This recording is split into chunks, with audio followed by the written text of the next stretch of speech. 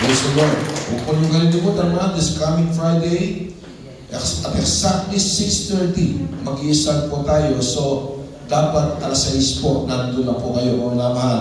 At mamaya po mag-meeting po tayo, mga choir members, mga minamahal, mga adults choir. Mag-stay po kayo mga ilang minuto, mag-meeting po tayo po naman after po ng ating service. Praise God. Amen. Kaya po mga mahal, ngayon po tayo po dire-diretso na po sa pag-aaral po ng mga salita ng Panginoon dahil wala na rin po tayo masyadong oras. Kapatid, mga minamahal, napakalaga po kapatid ng ang isang Kristiyano ay nagpapakumbaba. Amen. Yung nagpapakumbaba dahil kapatid kapag umulan, mga minamahal, kapag umulan, saan tatakbo ang tubig, mga minamahal? Di ba, doon po sa catch basin o sa mga mababang lugar? Amen po ba? So mga minamahal, ganun din po. Kapag ang isang Kristiyano ay may ugaling mapagpakumbaba, na walang pride sa kanilang puso at kaisipan, mga minamahal, ito ay walang mental reservation na sasabihin ko po sa inyo. Kapag kayo ay punong-puno ng pride, kapatid, hanggat hindi kayo magsisi, mga minamahal, hindi kayo magiging kalugod-lugod sa Diyos. Dahil ang pride, this is the oldest sin, mga minamahal. Ito ang pinakamatandang kasalanan na ginawa, mga minamahal, ayon po sa Biblia. Praise the Lord. Kaya po minamahal po sabi po ng Proverbs chapter 16 verse 18, mga minamahal, Proverbs chapter 16 verse 18, ang sabi po dito, ang pagmamataas ay nauuna sa kapahamakan at ang palalong diwa ay nauuna sa pagkabuwal. So mga minamahal, sa wikang Ingles, ang sabi po dito, pride goeth first before destruction. Asama, pride goeth before destruction and an haughty spirit before a fall. Bago ka babagsak, kapatid, bago ka mawawala, bago ka malulugmo, kapatid, bago ka ay babagsak ng Panginoon, magsisimula po ito ang pride. Dahil po mga minamahal, gusto po ng ating Panginoon na ang mga Kristiyano ay mayroong mapagpakumbabang puso.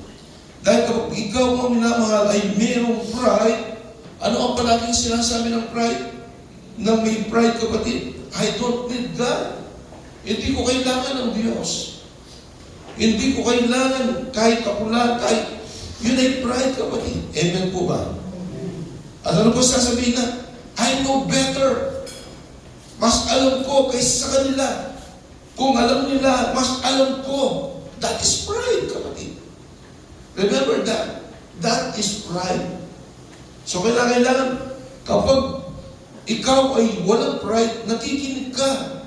Amen. Nakikinig ka ng mga pagtutuwid. Nakikinig ka ng mga corrections, kapatid. Nakikinig ka ng mga pagre-review o pagtutuwid, kapatid. Kapag ikaw ay pinagsabihan, mga minamahal, kapag may pride ka, hanggang sa mawawala ka na lang sa gawain ng Panginoon. Kasi may pride ka. Akala mo, ikaw palagi ang tama. Akala mo, ikaw palagi ang nasa gustong landasin. Yun ay pride, kapatid. Pero ang isang Kristiyano na punong-puno ng pagpapakumbaba o tinatawag na humility, anong palaging sinasabi po niya? Without God, I can do nothing. I am nothing. Without God, I am nothing. Kung walang Diyos, wala ako. Wala akong magagawa. Yun dapat, kapatid, ang ugali ng Kristiyano. Amen po ba? Yun dapat ang ugali ng isang Kristiyano, pamilama, na siya palagi umaasa sa ating Panginoong Jesucristo, siya palagi umaasa sa Diyos. Amen. Palakpakan po natin ang Panginoon. And pride refuses correction. Nagre-refuse siya, nagre-resist siya, kapatid. Ayaw niyang mapagsabihan. Kapag pinagsabihan mo, gagamitin pa ang social media, babanatan ka sa social media. Hindi ba ganon? And that is pride, kapatid. Remember that, mga minamahal. Ano po? Pride exalts self above others. Ibig sabihin nun, ang pride, kapatid, itinataas ang kanyang sarili at dinadown pati ang ibang tao. And that's pride. Mga minamahal, mag-ingat po rito. Dahil ang pride, ang siyang naging dahilan. Bakit si Lucifer, mga minamahal, siya ay itinapon dito sa daigdig na ito? Bakit? Dahil sa kanyang pride. Gusto niya, mga minamahal, na siya ang uupo doon sa trono. Dahil mayroong pinaglilingkurang Diyos itong si Lucifer. Actually, si Lucifer ay malapit palagi sa Diyos, mga minamahal. Kumbaga, kapatid, siya po ang parang kanang kamay o kaya naman ay parang, kumbaga, mayroong bali-bali, mga minamahal. Malapit siya sa ating Panginoong Diyos. Pero minamahal, nagkaroon po ng pride itong si Lucifer. Ano nangyari? Gusto niya, mga minamahal, na siya ang uupo doon sa trono ng Panginoon upang siya ang tanghaling isang makapangyarihan. Anong ginawa ni Lucifer? Kanyang inengganyo, kanyang mga minamahal na nakuha yung 1/3 of angels doon sa langit upang ano? Upang labanan at upang mag-aklas. Merong kudeta. Yun ang unang, kapatid. Yun ang right word. Parang nagkaroon ng kudeta. Pero kailanman, hindi sila magtatagumpay sa ating Panginoong Diyos dahil ang ating Diyos siya ang makapangyarihan. Amen? Everybody say, praise the Lord. Kung ating po mababasa, mga minamahal, dito po sa Isaiah 14 verse 13 up to 14, ganito po ang sinasabi po ng banal na kasulatan. Sinabi mo sa iyong puso, ako'y aakyat sa langit, sa itaas ng mga bituin ng Diyos, aking itatatag ang aking trono sa itaas. Ako'y uupo sa bundok na pinagtitipunan sa malayong hilaga. Ako'y aakyat sa itaas ng kaitaasan ng mga ulap. Gagawin ko ang aking sarili, ang sabi ko niya, na gaya ng kataas-taasan. Dito po, kapatid, ito si Satanas. Ito si Lucifer. Kung nabago lang yung Satanas. Si Lucifer, gusto niya na siya ang tanghaling makapangyarihan. Kaya po siya lumaban.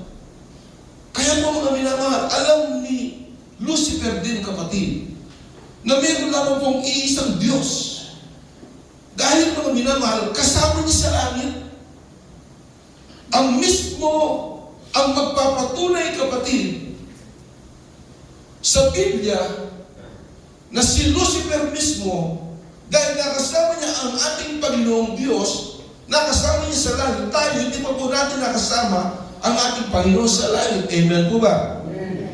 Pero nagpapatunay, alam kong sabi po, kapatid, ng James chapter 2 verse 19, ang sabi po dito, mga minamahal, ni James, sumasampalataya ka na ang Diyos ay isa, mabuti ay inyong ginagawa. Ang sabi ni James, ang mga demonyo man, ang sabi ni James, ang mga demonyo man ay sumasampalataya at nanginginig pa.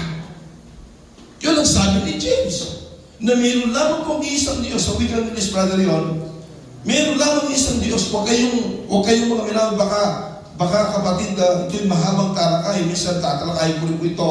Ang sabi ko dito, you believe that God is one. There's only one God. Amen po ba? And who is this God? The Father. Ang sabi ko, you do well. Ang sabi po ni ni James, even the demons, ang mga demonyo man, even the demons believe and shudder. Sila pa yung nanginginig, mga minamahal, na mayroon lang isang Diyos. At ang isang Diyos na ito'y makapangyarihang Diyos.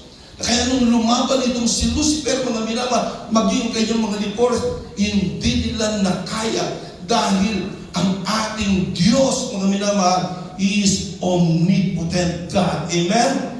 Amen? Siya yung makapangyarihang Diyos. At sa ating napag-aralan is omniscience. All-knowing God po siya, kapatid. Kaya po, mga minamahal, ito, kapatid, dahil sa kanyang pagnanasa na mayroon lamang isang Diyos na nandun sa langit, mga minamahal, gusto niya itong labanan. Gustong labanan itong Lucifer. Kaya ang nangyari, tinapon sila ng Panginoon dito. Kaya po, mga minamahal, dito sa mundong ito, nandyan po, mga minamahal, kahit dito ngayon, ang daming demonyo ngayon dito, kapatid. Hindi lang natin nakikita. Alam ba ninyo yun? Ang nung ginagawa nila ngayon, pinapaypayan ka ang mga mata mo para makainom ka. Hindi mo nakikita yan. O kaya naman, tinatakpan yung tenga mo para hindi mo marinig ang mga salita ng Panginoon. Nandito po sila. Pero merong lugar, kapatid, palang araw, itatapod din sila sa impyerno, mga minamahal. Hallelujah. Nakasama ang mga tao na ayaw kumilala sa ating Panginoong Diyos dahil ang impyerno, ang sabi ng Biblia, ito ay para lamang kay Satanas at sa mga demonyo, mga minamahal. Pero sa mga followers po ni Satanas na ayaw pong kumilala sa ating Diyos na buhay, makakasama nila doon sa impyerno. Amen? Palakpakan po natin ang Panginoon. Nandito po sila. Ngayon, kung nandito sila, wala doon sa impyerno. Amen po ba? Nandito po sila. Bakit? Kaya nga mga minamahal, lumalakas ang kasalanan dahil sila ang gumagawa noon. Ito ang pwersa ng kadiliman, kapatid. Amen. Kaya po minamahal, minsan uudyuhan ka, kapatid, na ikaw ay tuksuin, kapatid. Amen. Tinutukso po tayo kapag ikaw ay ano po ng kanilang pagtutukso. Ang minamahal, to be tempted is not a sin. Yung ikaw ay tuksuin, hindi yung kasalanan. But if you're going to entertain the temptation na ginagawa po nila, doon po pumapasok ang kasalanan. Amen? Palakpakan po natin ang ating Panginoon. Everybody say, praise the Lord. So mga minamahal, baka po kasi makonfuse po kayo. Meron na pong isang Diyos, ang Ama. Amen? Ang sabi po yan ni Pablo. 1 Corinthians chapter 8 verse 6, but to us there's only but one God, the Father, ang Ama. Sino si Yesu Cristo? Mga minamahal, ang ating Panginoon Jesus, siya ang Diyos na nagkatawang tao. Mga minamahal, kayo makukumpis kayo. Di ba sabi ni John chapter 3 verse 16, for God so loved the world that He gave His only begotten Son. Ibig sabihin, meron siyang anak. Kapatid, yung anak na yun, hindi naman sinabi ng Biblia na God the Son yun. Ang sinabi ng Biblia, Son of God. Sa kanyang pagkakatawang tao, tinawag ang kanyang pagkakatawang tao na ang ating Panginoong Jesucristo. Siya ang image, siya ang laman. Minsan nagsasalita sa bilang tao. Kaya nananalangin siya. Nananalangin siya, Ama ko. Bakit mo ko pinabayaan? Bilang tao. Kapatid, bilang tao. Kung bilang Diyos, yung God the Son, kung sinasabi mong God the Son siya, kung minamahal, kaya naman niyang patayin lahat yung nagpapasok ko sa kanya Pero bilang tao, mga minamahal, siya rin po yun. Nagkatawang tao lang ang Diyos. Amen po ba? Amen. Kaya kung sila begotten Son, for God so loved that He gave His only begotten Son, binigay niya ang kanyang sarili, ang kanyang katawan. Nagkatawang tao siya, kaya tinawag siyang Son. Amen. Pero nung umakyat siya sa langit, Matthew chapter 28 verse 19, ano sabi doon? Mga minamahal, meron siyang iniwan dito, yung kanyang Santong Espiritu. Alin yun? Espiritu ni Kristo. Ibig sabihin, sino yung Espiritu na yun? Ang Diyos din yun. Mga minamahal, kaya sa paghayo ninyo, gawin ninyong alagad ang lahat ng mga bansa. Bautismo niyo sila sa pangalan ng Ama, ng Anak, at ng Espiritu Santo. Sa 20, turuan silang sundin ang lahat ng mga bagay na inulus kasi niyo. At narito, ako'y kasama ninyong palagi. Ibig sabihin, iniwan ni Kristo ang kanyang Espiritu rito. So, sino yung iniwan ng Espiritu yun? Siya rin po yun, mga minamahal. Amen? Everybody say, praise the Lord. Mga minamahal, mag-ingat po tayo. Ang Biblia, hindi lamang po isang bersikulo. Maraming bersikulo po yan, kapatid. At maraming nagpapatunay, maging si Isaias, ang sabi niya, maliban sa akin, ang sabi ng God the Father, walang tagapagligtas. Sino si Kristo? Ang sabi niya, siya ang tagapagligtas. Iniligtas niya po tayo. Sino yun? Impostor ba ang ating Panginoon Yesus? Hindi po, mga minamahal. Kaya po, Zechariah chapter 14 verse 9, there's only one Lord, and His name shall be one. Maging isa na lamang po ang pangalan, kapatid. Kaya ngayon, hindi na po tayo nagkala ng Yahweh, Jehovah, or ano, kapatid. Bagkus, Jesus Christ ang ating itinataas dahil doon na po mga minamahal, doon na po doon. Amen? Everybody say, praise the Lord. Mga minamahal, tingnan po ninyo, ang design ng Panginoon. Nung ginawa ng Panginoong Diyos si Adan, para dumami ang tao, anong ginawa ng ating Panginoon? Ginawa niya si Eva. At nung ginawa si Eva, of course, ito ay walang mali siya, nagtalik sila. Anong naging bunga? Naging anak niya si Cain at saka si Abel, at maraming mga tao ang kanilang mga anak. Mga minamahal, ang design ng Panginoon, mga anak ba ang lalaki? Meron lamang isang Diyos ang lalaki, ang God the Father. Mga anak ba siya?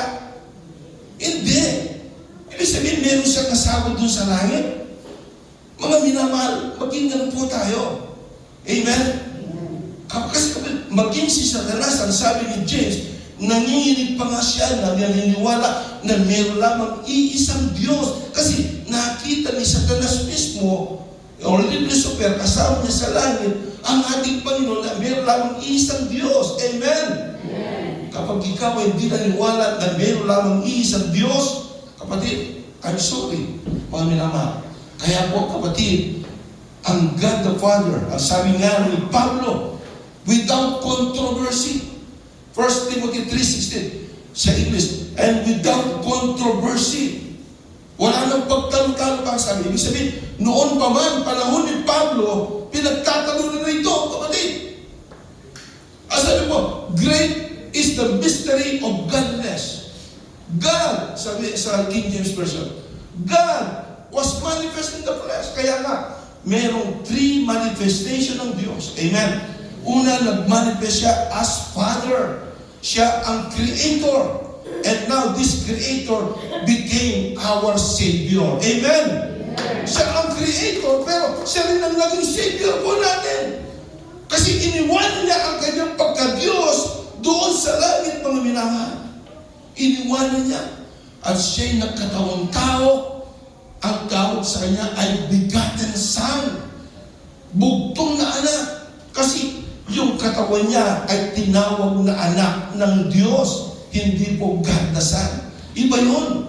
Iba yung God the Son. Iba yung Son of God. Amen po ba? Bakit? O tingnan po ninyo. God the Father. Sinong ang Diyos? Ang God the Father. Kung babalikan mo ang God the Father, ano ang magiging resulta? Father of God. Hindi ba? Hindi ba? Kung babalikan mo ang God the Father, ano ang magiging resulta? Father of God. Eh di ba may Father pa ang God? Yung Biblia, ang ating Panginoon Jesucristo, tinawag siya ng Biblia, hindi po God the Son. Ang tawag sa kanya ay Son of God, saka Son of Man. Amen? Ang tawag sa kanya ay anak ng Diyos at anak ng tao. Amen? Palapakan po natin ang Panginoon. Mga minamahal, baka kasi nakukonfuse po kayo. Ay, anak anak lang pala si Jesus? Hindi po. Meron nga pong isang Diyos eh. Son of God po yun. Tingnan po ninyo. Nung nakapako siya sa cross, sabi niya, Ama ko, bakit mo ko pinabayaan? Pero bilang Diyos, kapatid, siya ang nagpapatawad ng kasalanan. Sino siya? Kaya nga nagalit ang mga Pariseo eh. Ang tao ito'y nangunguso. Hindi ba nasusulat? Meron lamang iisa na pwedeng magpatawad ng kasalanan. Walang iba kundi ang Panginoong Diyos. Bakit siya nagpapatawad? Hindi nila napapag-unawa. Kasi 100% man siya at 100% God. Dual nature po siya. Minsan nagsasalita siya bilang tao. Kumakain siya, nag-aayuno siya, and of course, I believe na tumatain po siya bilang tao. Pero bilang Diyos, siya rin po ang Diyos. Amen. Amen po ba? Amen. Kaya po mga minamahal, at kapag hindi mo pinaliwanag to, na akala mo mga minamahal na ikaw ang mga ibang mangaral po dyan, kapatid, nakakalungkot. Kapag hindi mo tinatanggap na si Jesus Christ ay ang God the Father, nakakalungkot yun. Ibig sabihin, dalawa silang Diyos. Hindi. Mga minamahal, God, sabi nga ni Pablo, wala nang pagtalo-talo pa. Ibig sabihin, noon pa man, nag-aaway na sila. Nagdidibate na sila. Sabi niya, great is the mystery of godliness. God, big G, God was manifest in the flesh.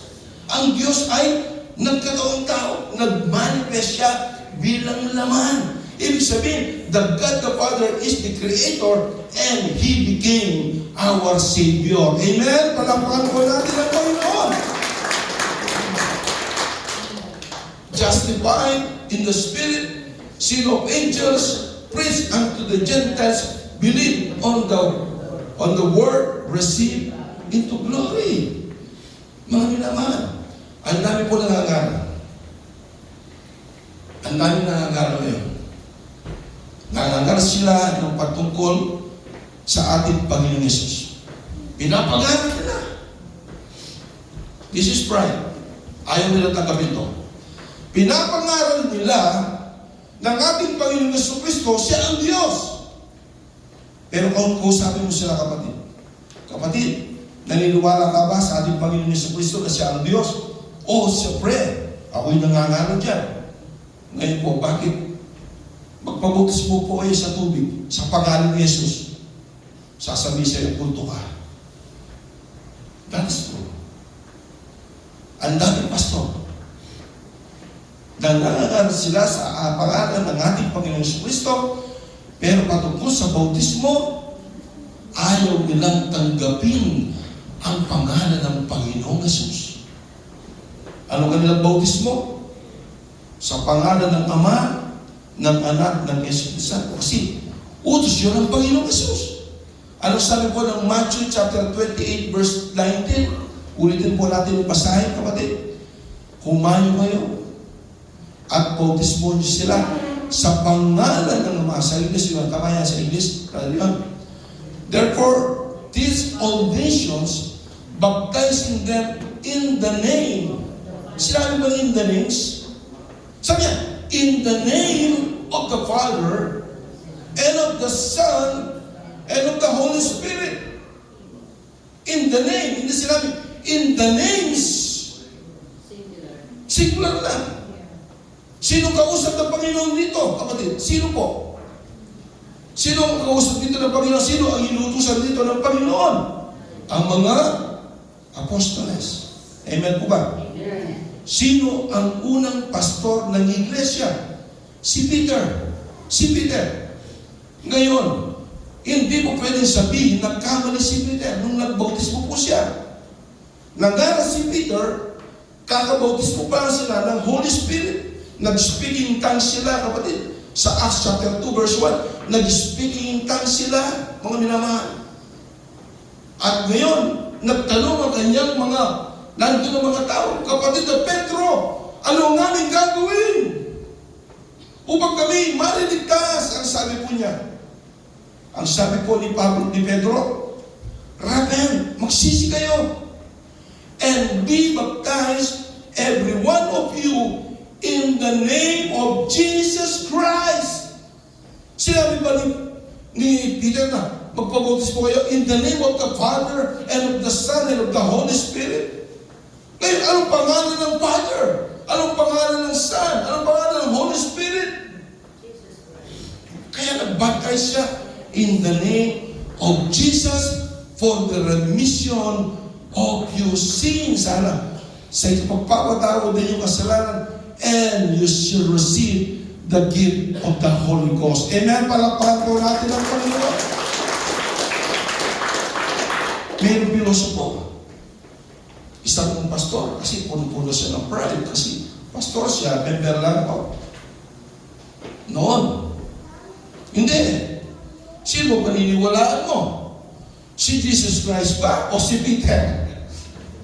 Mga minamahal, kaya tinawag Acts of the Apostles, sila ang nagpatuloy ng gawain ng Panginoon. Kaya gawa ng mga apostol, ang sabi ng Acts, gawa.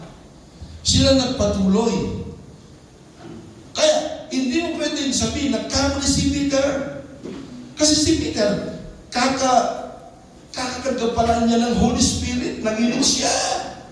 Nag-speaking tongues siya, kapatid. Kaya nung nangaral siya, sabi niya, repent, magsisi kayo. And be baptized, every one of you, in the name of Jesus Christ, for the remission. Sa ikapagpapatawad din yung kasalanan. Kaya kung minaman, importante, this is a manifestation of faith, kapatid. Tinanggap ninyo ang Panginoong Jesucristo bilang Diyos ninyo. So, magpabautis po kayo sa pangalan po niya. Pero nakakalungkot. Alam ko na mayroong nakakapanood ng pastor sa akin. Pero nakakalungkot. Sasabihin mo sa kanila, o sige, kung talaga naniniwala ka sa Panginoong Jesucristo, magpabautis mo ka sa tubig sa pangalan ni Jesus. Kagaya ni Peter na nagbautis mo siya. Imagine, 3,000 souls ang binautismuhan ni Peter, kapatid. Ano sabi sa 39, kapatid? Tingnan po ninyo kung laman. For the promise is unto you and to your children and to all that are afar off, even as many as the Lord our God shall call. Mamilamang, sige pa, tuloy. And with many other words did he testify and exhort, saying, save yourself from this untoward generation. Then they that gladly received this word were baptized. Nagpabautis po sila. And the same day, there was added unto them about, magbilan? 3,000 souls. Imagine that. Yung 3,000 souls na yun, mga minamahal, silang lahat ay nagpabautismo sa tubig sa pangalan ng ating Panginoong Jesucristo, dahil ito ang pangaral ni Apostol Pedro na siyang kauna-unahang pastor ng Iglesia ni Cristo. Amen? Palakpakan po natin ang Panginoon. Kaya po tayo, kapatid, we are baptized in water in the name of Jesus Christ. Dahil, kapatid, yung nagturo ng mga apostol, yun ang ating sinusunod. Amen? Pinagpapatuloy po natin ang aral ni Apostol Pedro. Amen? Palakpakan po natin ang Panginoon. Pride, kapatid. Kapag hindi mo maano po ito, nasasabihin mo na, ay hindi. Makikipagdipahan ka pa ngayon. Ay hindi. Kapatid, that is pride. Ibabahan mo ang pride mo, mga minamahal. Manalayan ka sa Diyos. Ang Diyos ang siyang magbubukas ng pang-unawa mo. Amen? Everybody say, praise the Lord. How pride manifests today? Merong silent pride. Refusing to help. Ayaw niya patulong. Nangangailangan ng tulong, pero kapatid, ayaw pa rin patulong dahil akala niya, kaya niya. Praise God.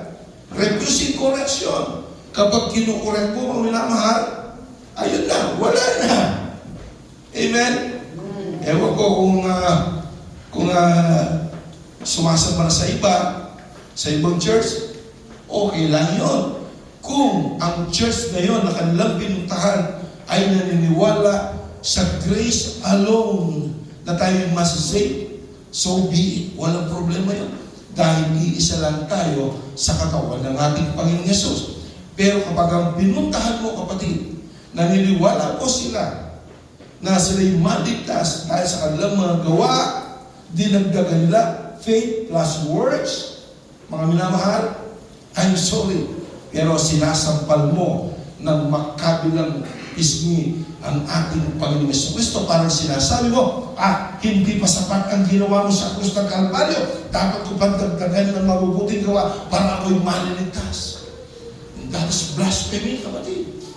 Ito'y blasphemy sa harap ng Panginoon. Amen po ba? Amen. Pero sa mga tunay na anak ng Diyos, naniniwala sila at tumitindig sila sa kanilang pananampalataya na sa grace alone, maliligtas ang tao sa kanilang pananampalataya sa ating Panginoong Jesucristo dahil sa kanyang lamang po ang kaligtasan. Amen?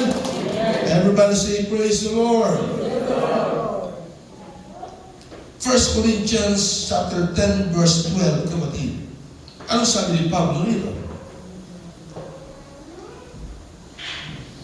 Wherefore, sabi ni Pablo, wherefore, let him that thinketh he is standeth, take heed. Sa Tagalog na, hindi pa natatapos, pero sa Tagalog na. Kaya ang nag-aakalang siya'y nakatayo ay mag-ingat na baka siya'y mabuwan. Kasi kapag meron kasi may Kristiyano na pa-pride, ako mainit ako, nag-grip ko sa Panginoon, hallelujah, mainit ako, mag-ingat ka raw, baka ikaw ay mabuwan, kapatid. Amen? Kasi sa sarili mo, hindi mo kayang tumayo. Remember that.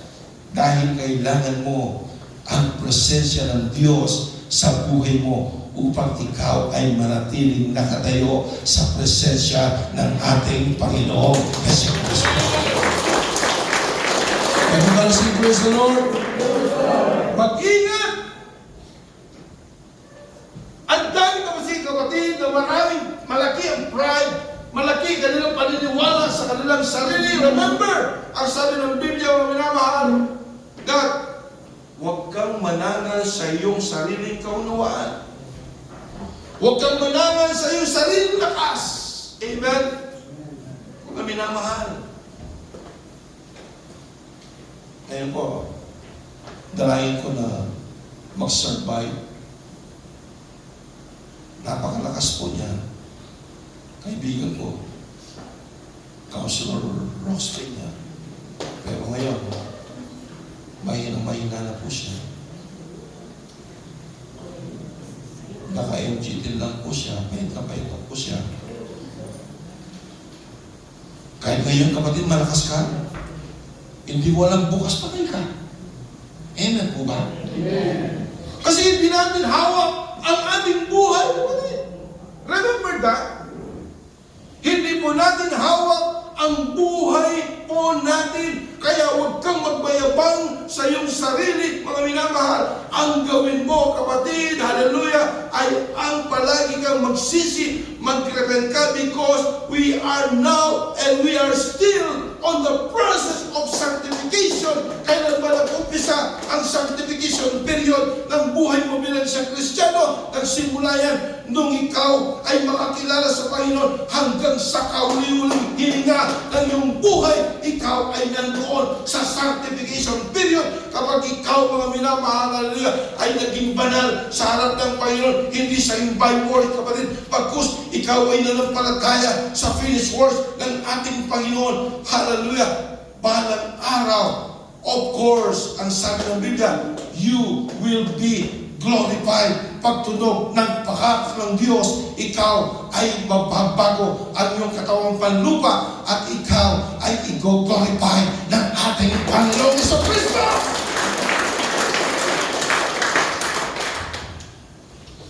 Kaya huwag kang magmayabang sa sarili mo. If you wanna be great, ang sabi ng kanta, If you wanna be great in God's kingdom, learn to be the servant of all. Kailangan, kapatid, kung gusto mo maging dakila sa harap sa kingdom ng ating Panginoon, kailangan magpakumbaba ka. Ako, hindi ko tinatas ang sarili ko. Ibinababa ko nga ang sarili ko. Kahapon, ako'y masaya. Pinunta tayo mga ibang kapatid ng po nito, naglilis po sila ng church. Pero sa totoo po nito, kapatid, gusto kong maging servant sa inyo. And of course, gusto kong maging servant ng Panginoon. Amen. Bilang pastor din po ninyo, kapatid, ako pa yung nagwawalis po dyan. Every Sunday, ako nagwawalis po dyan. Ako nagmama po dyan. Ang gobyerno po, kapatid. Yung ibang kapatiran, ni pispisin ang kanilang mga sapatos. Hindi po nila magawa dahil ang dami pong lupa na pumapasok sa siya. Sinong naglilis po dyan? Si Noel Castro. Kasi gusto kong maging servant po ninyo at maging servant ng Panginoon. Amen. Amen. Huwag po niyo akong paglingkuran. Kami ang maglilingkod sa inyo, kapatid. Amen. Hallelujah. Palakpakan po natin ang Panginoon.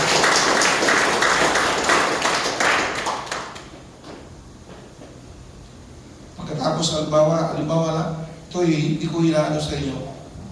Gusto ko lang maging good example sa inyo. Ang sabi nga ni Brother Elion sa kanyang isa sa mga preaching po niya, dapat maging Kristiyano tayo sa mga asawa natin.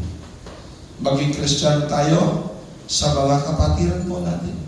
Maging Kristiyano tayo. Ipakita mo talaga sa kanila na Kristiyano ka. Amen po ba? Yun ang ibig sabihin ni Brother Elion. Maganda ang kanyang aral, kapatid. Minsan, kapatid, gigising ako ng 4 a.m. Minsan, ipagluluto kayo ng pang-break. Kahit yung lugaw na walang lasa. Totoo po ito. Mga minamahal. Pagkatapos natin kumain, anong mangyayari? Lahat ng tasa, lahat ng maiwan sa akin, 2 hours, naglilinis na naman ako ng... Totoo to. Wala akong self-pity. Hindi ako naawa sa sarili ko. And that is, ang sabi nga, if you wanna be great in God's kingdom, learn to be a servant of all. Amen? Everybody say, praise the Lord! Kasi kung mag-pride ka, mga minamahal, kung punong-puno ka ng pride, yun ang iyong ikawawasak at ikababagsak. Ang sabi ng Proverbs, pride goeth first before destruction. Maunang daw, kapatid, ang pagmamataas o ang pride bago ang pagkabagsak. So mga minamahal, mag-ingat ang mga Kristiyano sa bagay nito. Alisin mo ang pride sa puso mo at pagpakumbaba ka sa paningin ng ating Panginoon. Everybody say, praise the Lord. God's response to pride. James chapter 4 verse 6. God resists the proud, but give grace to the humble. Mga minamahal, sabi po dito, ngunit siya'y magbibigay ng higit pang biyaya. Kaya sinasabi, ang Diyos ay sumasalungat sa mga mapagmataas. Nire-resist. Sinasalungat ng Panginoon yung mga mapagmataas na puso. Pero sabi po dito, subalit nagbibigay ng biyaya sa mga mapagpakumbaba. Amen? Palakpakan po natin ang Panginoon. Mamili ka. To be humble or maging pride ka. Pride chicken. Of course, maging humble ka na lang. Palakpakan po natin ang Panginoon. Ang huling aral, kapatid. Ito po manamahal ay kaya po tayong oras, kapatid. Kung wala na, tapusin na po natin ito. Anyway, 10:59. Tapusin na po natin ito, kapatid. Magkano lamang tayo. Pasensya na po kayo. Luke chapter 18 verse 9 up to 14.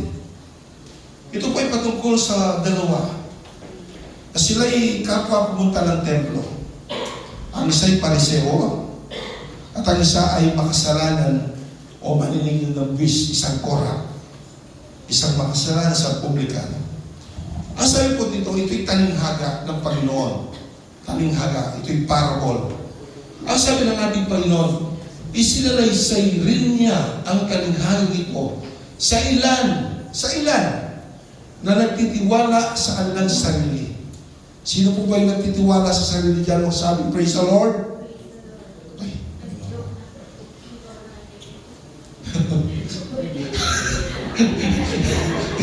inamin naman niya eh. Inamin niya, nagkinahan ko naman siya, hindi ako nakikinig.